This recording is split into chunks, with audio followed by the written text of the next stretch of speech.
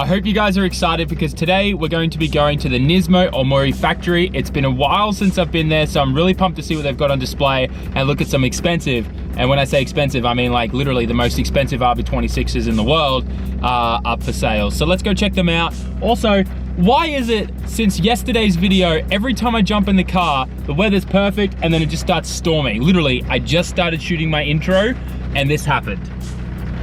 I really hope we don't nearly get into an accident again today on the way to where we're going. But anyways, let's get to the Nismo Omori Factory and just drool everywhere. Oh yeah, we just arrived, lads. Let's get a park and get inside as quick as we can. Ooh, GTRs are here. Turn left. Very pumped for this. It's been a while since I've been here actually, so I'm pretty excited. Alrighty.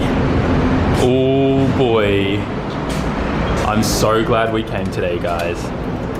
They got the 34 GT race car here.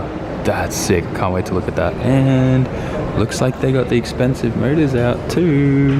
Ha ha ha. Look at all the 26s. Jeez, that's ridiculous. That's a 50 grand engine.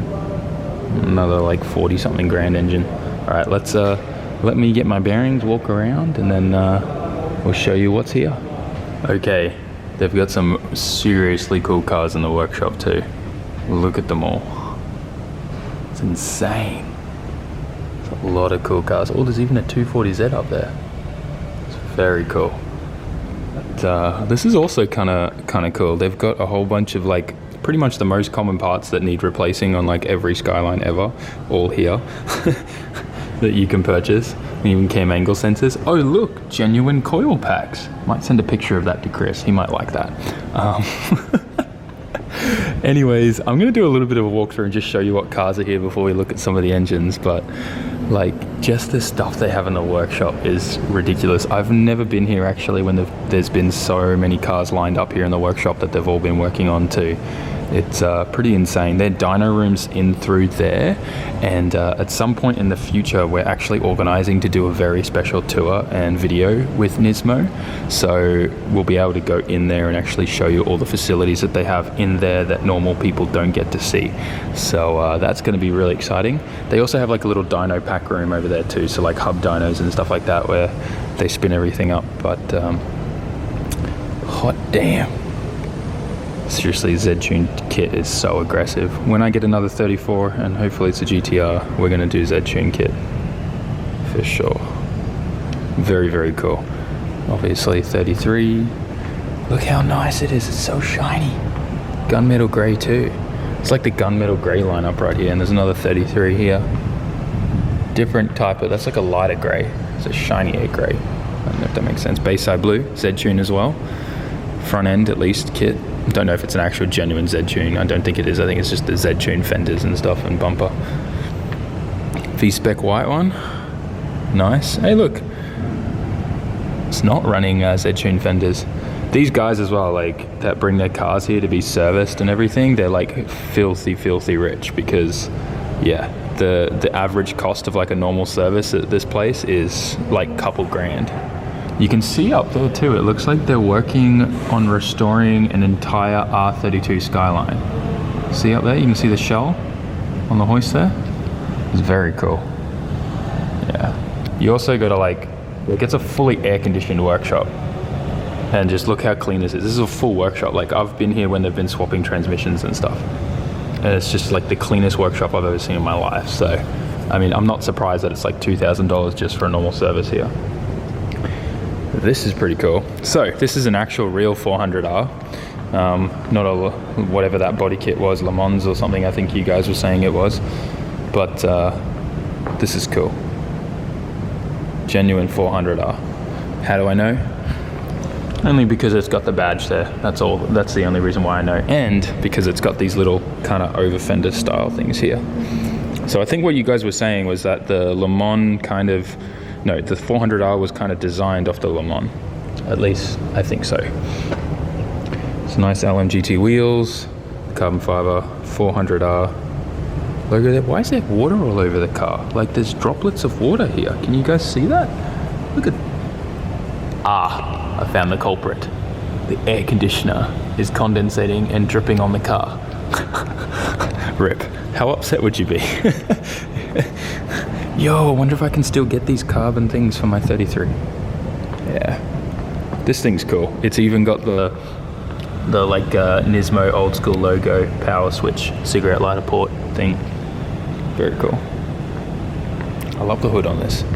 See, this is what makes me want to turn my 33 Skyline back to a 33 instead of a 33.4. Ooh, do they have English information on this? That would be cool, but no. All Japanese. Hey, I do have a little bit of an update for you guys on my Japanese. Every day I'm studying Japanese. I found this really great app for it, and I've been like really religious with it, and every day I get like a streak, and it like encourages me to keep going, and I set reminders, so really working on my Japanese right now. Yeah, I'm a huge fan of this. This is super cool. All right, looks like a typical GTR sign from a distance, but it's a GTR logo made with GTRs.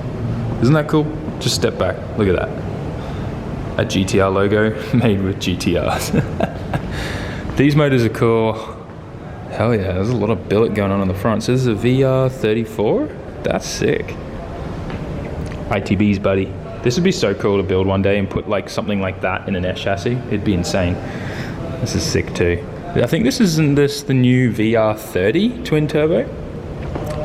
The 3-liter like version of the GTR engine essentially, but it's for like the new Skylines, I think, because I don't see. I'm trying to look for an engine number here. All right, what do we got here?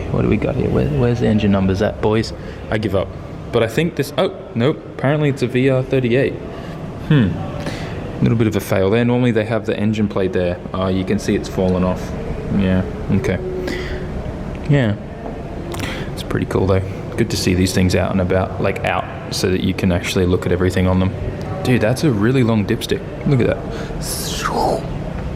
Okay, let's go look at this 34 GT race car. So the last time I saw this car was at the Nismo Festival at Fuji Speedway, and it would be like, I mean, I can't say that this is like my dream. I just think it'd be super cool if I could get one of these one day and make it streetable and just drive it around the streets of Tokyo. Like, how badass would that be? You know, like all the guys with their Lamborghinis and things like that rev through like Shibuya Crossing. I could just roll through Shibuya Crossing in something like this. It'd be like one-upping all of them, you know? But this thing is so cool. Just the attention to detail everywhere, and how important every component, like even the canards and stuff, like play on aerodynamics and all that type of stuff is ridiculous. Like, look at the fins and stuff going into the hood there. And then the interior is just, it's crazy. Like how far back they move the steering wheel, and the seat is all the way here for the driver. The pedal box, how far forward they move the pedal box. I know it's hard to see in there, but it's crazy. And just that center console dash is so cool. Man, I love these things. Like, that's cool too, the little connector piece for the whole rear end, and it's got like that special cover. Yeah, it'd be so sick to own one of these one day. Look at the vents that come into the rear to push it down. That's cool. So much detail went into this. And then the rear end pretty much is the same as any 34 GTR, but pretty much from the tail lights it goes super wide. Wayne game's nice too. I do like that Wayne game. That's cool. God, these cars are so cool. I'd kill to own one of these one day. I mean, if we keep going at the rate we're going, hopefully the channel just keeps growing and I can just do a baller move and somehow organize with Nismo to get my hands on one of these. That would be so sick. But I also know it's probably not going to happen, because I don't think they want to give one of these cars up to a crazy psycho YouTuber. And then there's all the wiring exposed and stuff. Doesn't look the neatest or the cleanest, but it's definitely very cool. Oh man. And then they've got the 35 editions of the GT race cars. I'm actually really pumped. We're going to the next GT race event that's close to Tokyo. Well, this is actually a 370Z. It's not a 35. Was it like 350 or 370? I can never tell with the tail lights on them. Kind of looks like a 350 to me. I can't really tell, but it's either one of the two. It's a Z anyways. This one, what's this one? Is this based off the 35? Because I don't even know, man. I really need to learn my GT stuff. Yeah, this is based off the 35. Oh man, I love the rear end on this. It's so much more aggressive than the 35 GTR, how it comes down lower. So I feel like on the 35 GTR, the taillights are way higher up. I love the wide body on this. That's sick.